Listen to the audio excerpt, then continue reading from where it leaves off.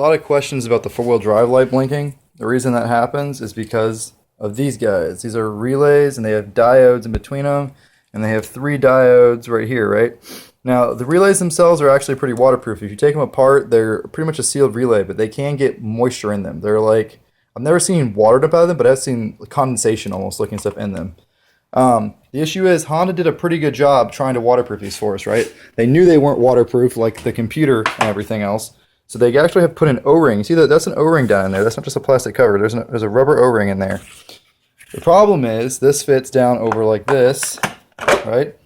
Well, there's just one little hole down here, but not really, right? Because in order for you to be able to put the cables into this slot conveniently, they had to make this crazy groove thing that goes all the way up here, which gives a spot for air to escape. Right here, air can escape, water can come in.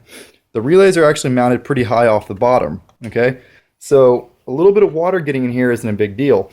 The problem is if that water stays in there, staying on top of the engine, it's going to turn into steam, and it's going to go up into the bottom of these connectors, causing corrosion, and eventually work its way into the relays and the diodes, throwing off the resistance enough to give you a flashing four-wheel drive indicator.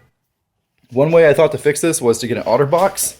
I actually bought one, but I'm not going to do this. I've got a tiny little OtterBox, or what's it called, a Pelican case.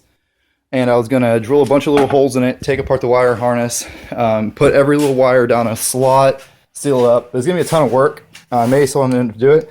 And the fact that some of these wires in these relays are pretty big, it's going to make it pretty difficult. But I think what's going to work is, see how these little connectors have a little gasket on them? I'm going to put on each of the 3 holes where they mount some sealer. I like the RTV blue. Sealer there, sealer there, sealer there. There's a big O-ring up here, so I'm not going to add any sealer there. I'm just going to grease this surface. However, I'm going to put a huge bead of silicone all in these grooves, right? And a little bit right there. There is a gasket there, but I'm just going to fill these grooves up with silicone. So what that'll do is that'll mean it'll at least be waterproof from here up. So water might get in there, but it's not going to be able to displace this air, and it's not going to be able to get up and actually wet the relays. I'm going to leave this bottom, see this little groove right here? That's designed by Honda. See how this is all like sloped down? That's a drip tray. So whatever water does get in there can drip right out. I'm pretty sure if I do this, I won't have any issues.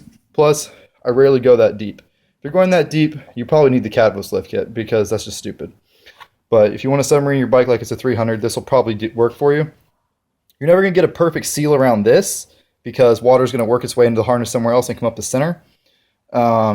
And so the only way to make it 100% waterproof would be, like I said, take all these wires, spread them apart. You can see where I've already done these. There's kind of a groove in them.